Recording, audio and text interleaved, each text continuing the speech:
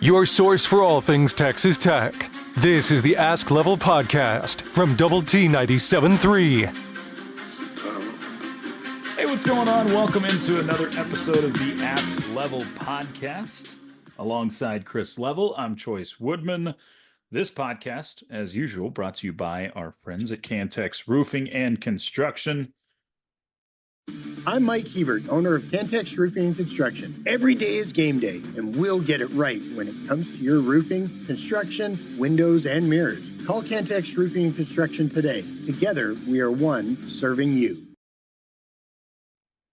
5-1 Red Raiders after a trip to Tucson. Chris, first, before we even get into any of that, have you been able to catch up on any sleep after the 10 p.m. kickoff that we experienced the other night? You doing okay in that department? Because I'm probably going to yawn about 5 times during this podcast. I'm just warning you. Yeah, my circadian rhythm is definitely thrown off. Whoa. Yeah. That's big. Yeah. Well, yeah. Yeah, I mean, it'll take me another day or two, but yeah, that's where the bye week certainly helps with all of that, with not just us, but everybody involved, those kids specifically, and kind of ease into this deal. But yeah, I think this is a byproduct of realignment that everybody kind of knew, but now that everybody's living through it, and this is a minor one compared to what some of the programs in the country are doing. And again, it's just what everybody signed up for.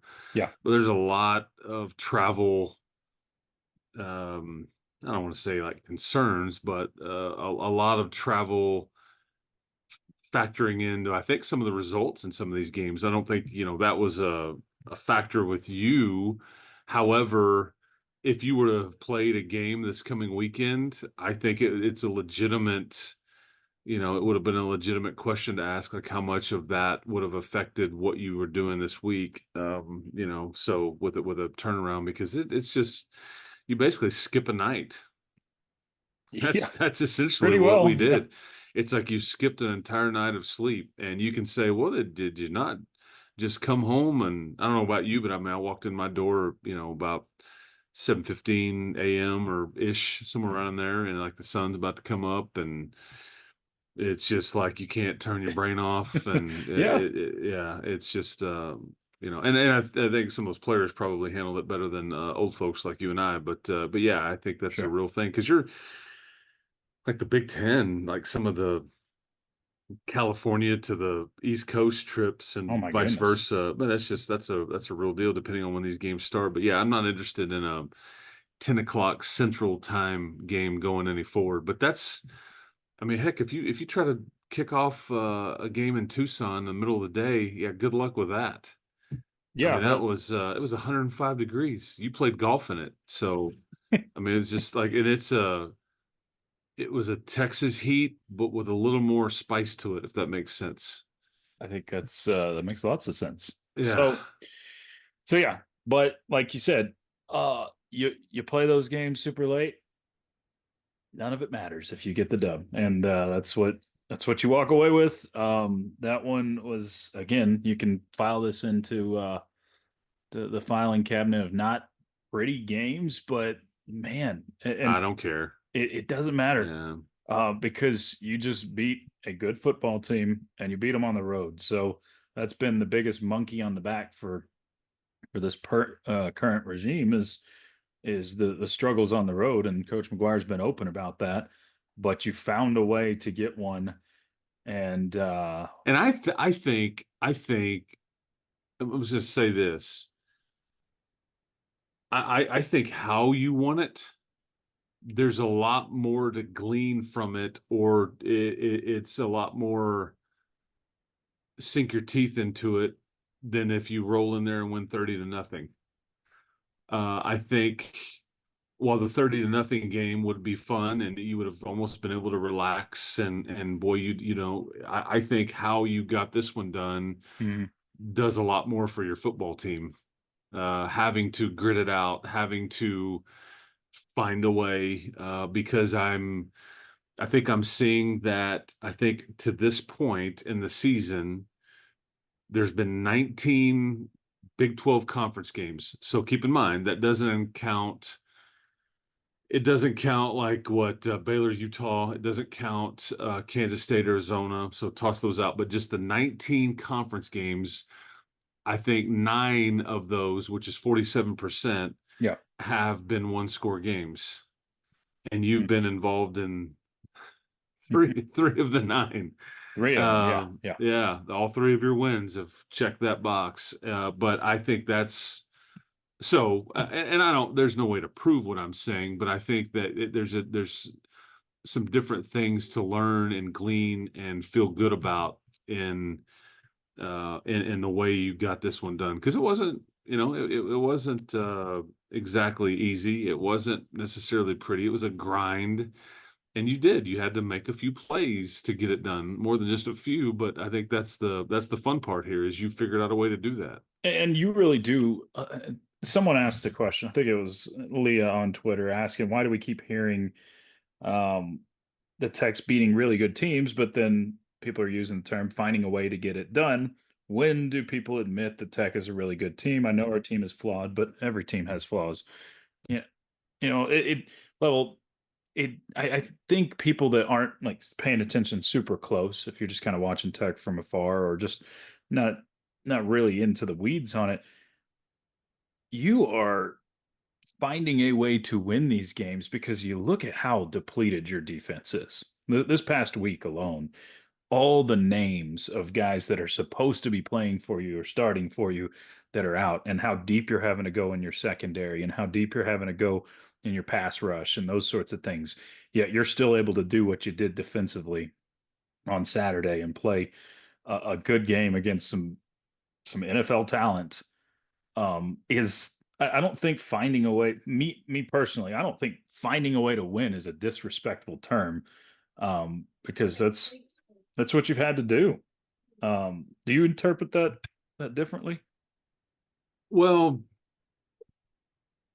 every team, Leah's right. Every team is flawed. Every team in the Big 12 has their issues. Really, every team in the country has. There's just not anybody that's just got every box checked, and even the ones that may be rolling right now, it's like, how do they handle success? I mean, so, or injury coming up or whatever. I think I don't have any problem with anybody poking at, well, you hadn't played anybody, if that's the way they want to go, or pumping up who you've played and like, I want some credit here. If you just keep winning, it all takes care of itself. That's the way this thing works. And when I was younger, I would have gotten caught up into a lot of that back and forth, and it probably would have, I don't know, trigger me, bother me. I really don't care. If what's the old saying from Tom Brady? Like, when you lose, you say little. When you win, you say less.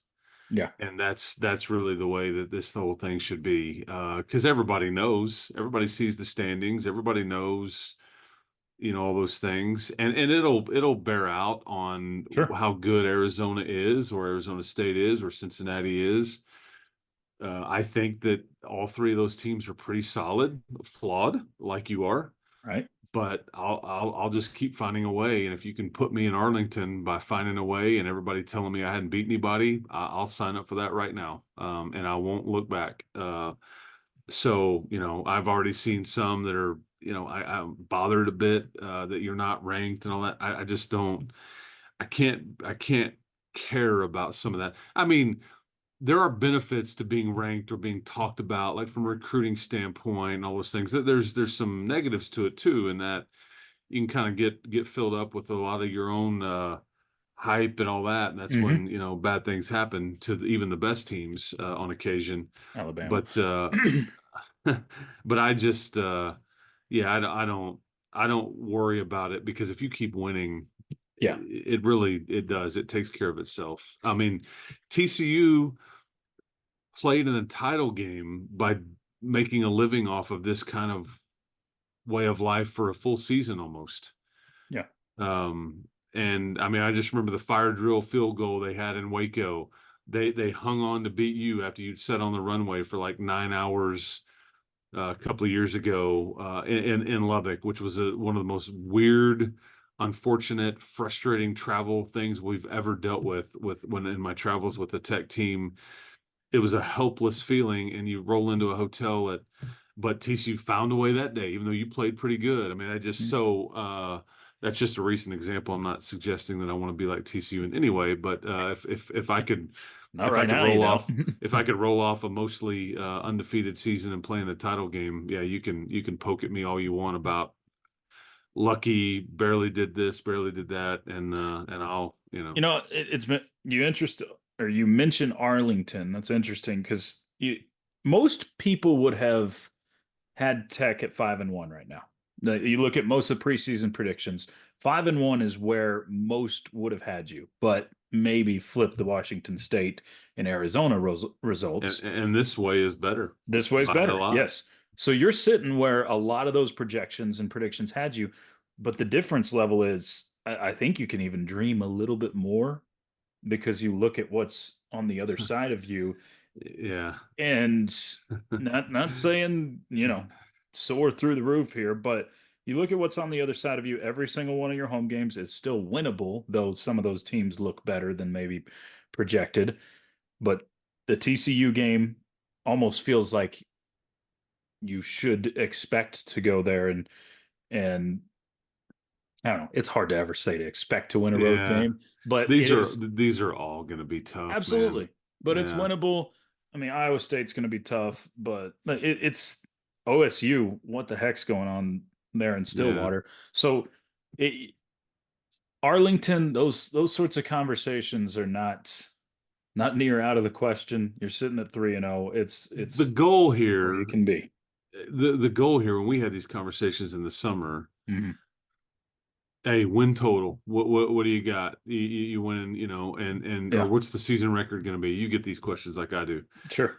And I think it's not about that anymore with the playoff and with the things you've got going. But my standard answer, and it probably will just continue to be this way, and it still holds true. And now there's a very realistic shot that this can be true, is that you want to play meaningful, relevant football into November. You've set yourself up to be able to do that. Mm-hmm. Some teams will be eliminated from that by virtue of just the mathematics and too many conference losses to factor into the conference race.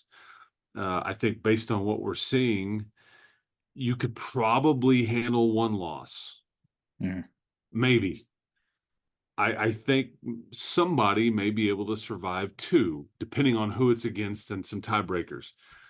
I think if you get that third one, odds are it's probably gonna eliminate you. So right now you've got your 3 into this, you've still got 6 to go. And I don't know if you could go 3-3 down the stretch and be 6-3 and then think, but if you go 4-2, I think you're in it. You can give yourself a chance. Yeah. Yeah. If you go 5-1, which is going to be really difficult to do, I think that's probably enough. But again, there's no guarantees there. So we'll just kind of, because this league is basically it's what everybody's seeing. Mm-hmm. It's just everybody. There's a lot of same as. And it depends on when you get somebody, and some teams are gonna drink a bunch of a big jug of I quit, and they're gonna mail it in, or you're gonna have a bunch of guys hitting the portal, or somebody's gonna make a change on a coach, and then as we play out, it's just a different sport now. Sure, but you're not in that category, and because I'm sitting here looking at most people are going to look at your next home game and are going to see 0-3 in the Big 12, 2-4 overall, and all that. And you're going to go, this will be one. Boy, be careful. Baylor came in here and got right 2 years ago. Baylor has not lost to a bad team. Sure. They have lost 2 one-score games. Mm-hmm. The Utah one at home was close to that. It was an 11-point spread. And they played a bad second half in Ames, which I've seen that movie a lot. A lot of people do that. So don't get caught up into thinking that this Baylor game is going to be easy. I expect it to be absolutely tough because it's kind of a coaching staff coaching for their jobs. There's no question. Yeah, they and are. and they're going to be healthier like you hope to be, and they're, and all Mhm. that stuff. So as you start to play it out, but yeah, if you want to play that game, it doesn't. This trip to Stillwater doesn't look as imposing. Mhm. I think Ames does, and I think Sure does. TCU. The thing about the TCU thing is they are very talented. They're just turning it over like in large numbers, They are. and the problem you've got there is they always take you seriously. You Yeah. can Yeah. a win over you makes them totally feel good about where things are going. That's just the way it works. I You're think on each other's you're on each other's radar. the question you get into with them in 3 weeks from now, or roughly 3 weeks, is have they quit on their season because of how rough it's gone in the early Well, and goings? they have I think are they not off this week? I believe so. Yeah. Okay, well then they have to go to Salt Lake City and play Utah Yeah. the So week before they get you. So that's fortuitous for mhm. you if you start want to play that way. But anyway, we need to talk about Yeah, what went on in Tucson absolutely. We do. We do. early into a Sunday morning. Uh, a lot of under the radar guys on this roster pitched in. I tweeted something out about, and I failed to include one name that I regret, but I was just trying to think about some of the guys that we don't really call their names Mhm. much and don't talk about them on shows like this at all. But your punter was good. Mhm. Kelby Volson comes in and plays one play, recovers the onside kick. Bit tricky. It kind of bobbled around there on the floor a little bit. One of their last drives, Terrell Tillman of all people, comes in and Yeah. has a great pass rush and sack. Yes. I And mean, he's like, before the season, that's one of those names that is so low on the depth chart, but you had to elevate him. I mean, these type of people that you're talking about are having yeah, to get playing time and having to I mean, Devin do things for you. Cromwell, Yeah, who was a fourth corner, is now all of a sudden your starting free safety. At least he was in this it's game. I crazy. thought he played until he had to come out for a quarter and a half and then he went back in. But I Yep. just thought, Mike Dingle is a Hmm. name that I should have included in what I had sent out. I thought his work was as the spy and just kind of putting a lot of pressure on Fafita was Yep. probably not talked about enough. Um, I thought the extra point that you faked, it was so well coached. They didn't have it covered, and you just see what Kenny Perry had taught, because I think it was Jack Burgess that was Hmm. he just like, I mean, it just like boom boom, like, and you don't have time to think, and to John Carlos Miller, who is wearing number 27 now, and then you, before you know it, it's like, oh, we just had an extra point. And then if you think about that, if you don't have that, the game is played a bit differently from the score from there on out. Yeah, because it's a one possession game instead Yeah, of a two possession. that's correct. Yeah, So I just think there was some sneaky fun things in this one. And as I wrote, it takes a village. It took a little bit of everything, and every phase of what you trotted out there factored into this win. It was a total team win. That's the sure. fun part, about a win like this. And It was, again, how you want.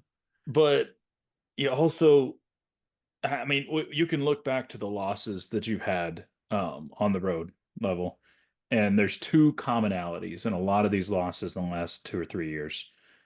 One is that you just haven't played very clean football, taken care of the football. Coach McGuire's talked about that, but he also pointed out, and I think this was in his post-game press conference, he also pointed out how nice it is to have number 2, number 28, and number 10. Baron Morton, Tahj Brooks, and Jacob Rodriguez. You look back to your road games over the last few seasons, and you haven't had all three of those guys healthy very much when you've been on the road. Obviously, this year, Washington State with Tahj Brooks. Last year, you lose Jacob Rodriguez in the Wyoming game early, and of course, on and off all year with Baron Morton and his health.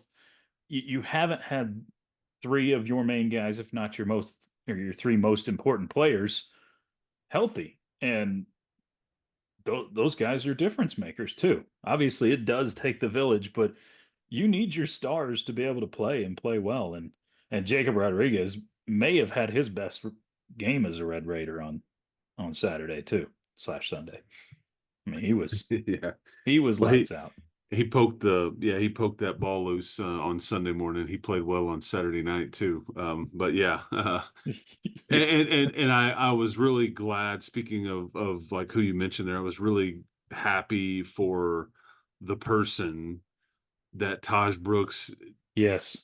was able to, like redeem himself, or be a part of the win, because he played well and had scored, 2 touchdowns, and then you mix in the fumbles, and I thought, oh no, because that I mean, like, what do you do? They just make a play and all that, but I just was glad for him that that's not what everybody's memory will be about this game. Because that's what it would have been. I I mean, know. like 2 fumbles, it would have been the negative Taj Brooks game because, and we haven't really had one of those where you point out, man, And then he hurt you. you would have gotten people going, why are you handing it to Tahj Brooks so much? The play calling is just like, Probably. I just don't understand. Yeah, exactly. You I know, can't what but the hell do. I'm with you. I'm glad he got his redemption Yes. opportunity because it was huge, and he goes for 128. He's now your third all-time leading rusher on the list. It's good. Good that he got that opportunity for sure because I think they scored 10 points off of those 2 turnovers too. So it was definitely a game changer in the third quarter for Arizona. But Yeah. he also took three away, which were massive. You needed every single one of those. Yeah. And I think it's what you did with them Yeah, that, I mean, because you scored 18 points off of those 3 turnovers, and that's right. where the complimentary part comes in that Yes. Joey has talked about. And like, I think that I don't know if this is why, but because, Joey said to me going to the locker room on the air on the broadcast choice, and you heard this too, but he's like, yeah, Kitley had a couple of plays that he felt good about that he wanted to get to. So, but I don't know if you consciously decide Yeah. we just pick this pass off, let's make them pay for it. Because I mean, I'm like, I'm sure we were all sitting there going, thought you just kind of run it, go to the locker room, and be done with it. And no, Just be happy with what you got. Yeah. you come out, and if you go watch the deep shot to Douglas on the sideline, I think it was Eddie Smith or Trey Smith, maybe is the right. Eddie Smith plays for you. Yeah. I think Trey. it was Trey Smith, number 3. He knocks Tahj Brooks nearly into Baron Morton. I mean, it is milliseconds away from where that throw Yeah. doesn't isn't able to be made, or it gets just popped up in the air, because Tahj Brooks, I mean, he looked small and like he took a blow. Yeah. And if you go watch the replay there, I mean, it's just, I mean, so close. But because I mean, he got, after that ball goes loose, I mean, Taj gets knocked into Barron and all that, but he's able to stand in there and deliver it. And Over their first rounder, Takario Davis too. who was talking a lot of smack. He talked plenty. Yeah. Yep, yep. So that was I'm that not was a I'm extra not a sweet. I'm not a big believer in the smack talk, because you look like a clown now. Yeah. Got burned. So yeah, obviously fun night there. Really enjoyed getting to see the Red Raiders on the right side of the road win. Um, let's get into a few questions.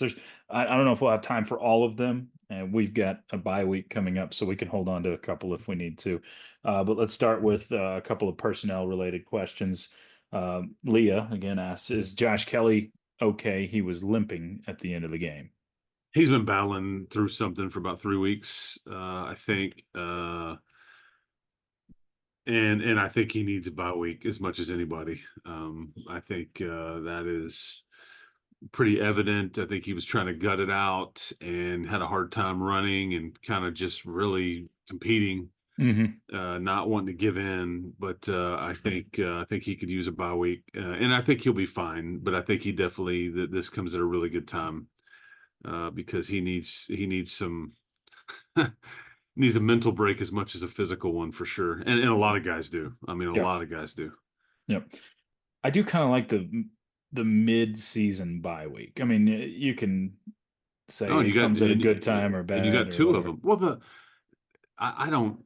I think it never comes at a bad time. I really don't. Yeah. The worst ones, and I've experienced this several times actually, to where I mean, I think this happened multiple times when Cliff was the coach, where your bye week is on the last week of the season, like Yes, Thanksgiving yeah. week, and you're not playing, and you're like, well, this is worthless. It was great. Yeah. Yeah, this does me no good whatsoever. Our season just ends a week earlier. There's no Hmm. such thing. It's just like drove me nuts because it's not really fair.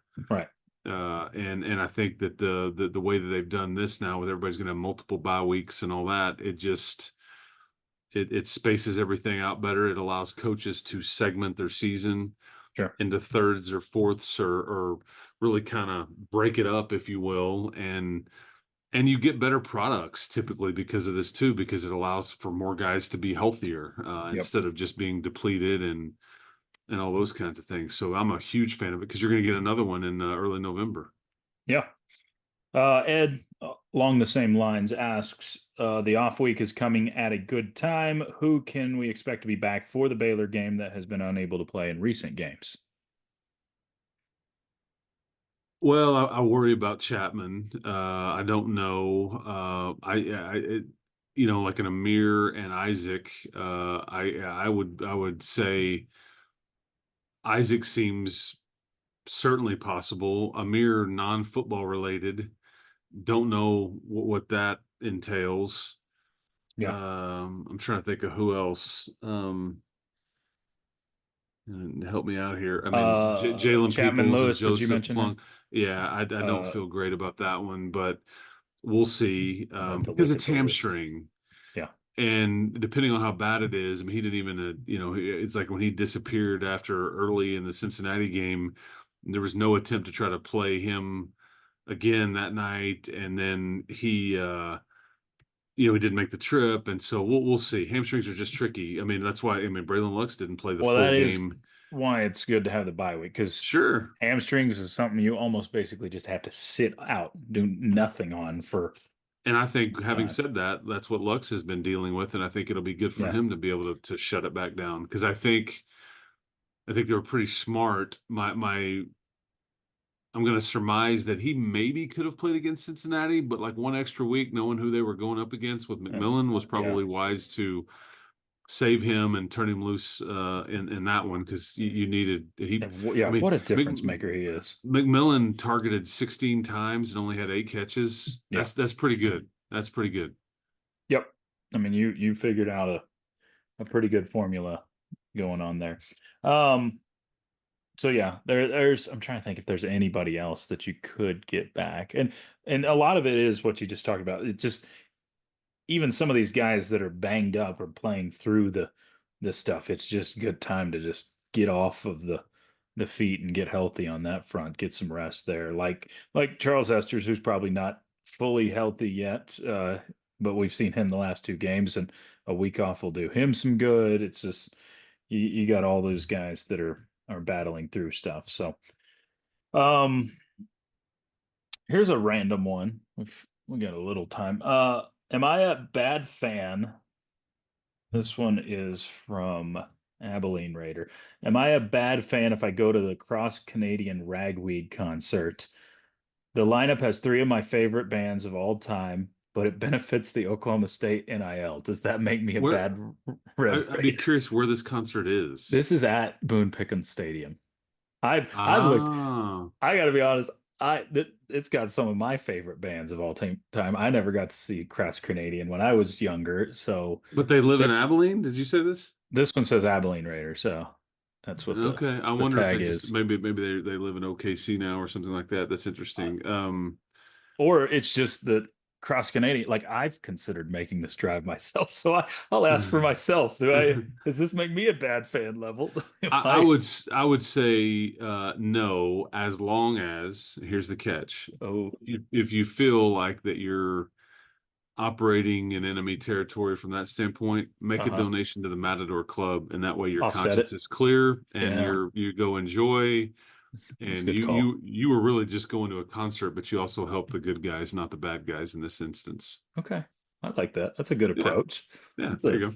That's a wise approach. Look at you. All these years are really helping you out, Lowell, with all all the wisdom. All right, got another question.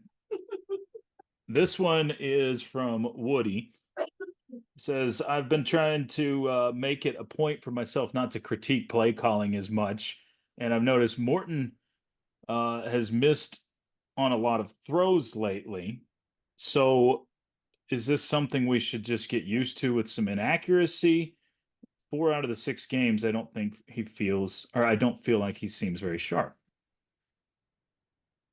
Okay, as long as we approach this answer with a lot of context, Okay. I understand that a lot comes with the quarterback, but how many drops were there?